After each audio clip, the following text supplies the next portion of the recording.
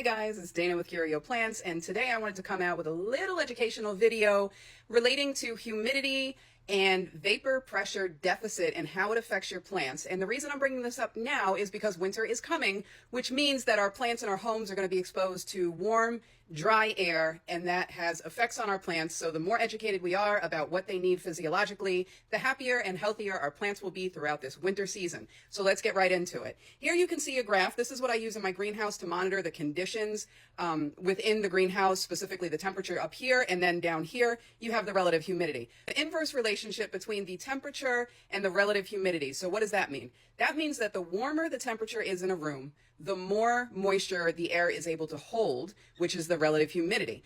Okay, so then understanding that as the temperature in a room increases, the relative humidity is going to decrease.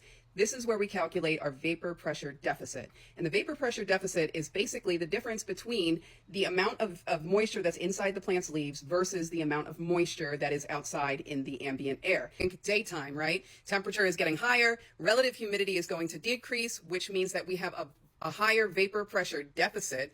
That affects the plants, something called transpiration, which is when the back of the leaves open up and moisture is able to escape through the leaves.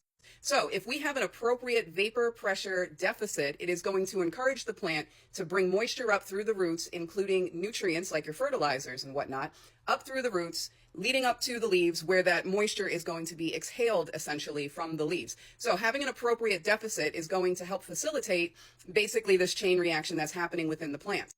So if you have a vapor pressure deficit that is way too high, it's actually going to stress the plants out and it can cause them to wilt, the leaves to dry out, but it also affects calcium uptake by the roots. And that's why when we have really low humidity, you notice that crisping along the edges and the tips of the leaves. That's actually due to a reduction in calcium and overactive transpiration, which means the plant is becoming dehydrated. And if the deficit gets too high, those stoma are actually closed.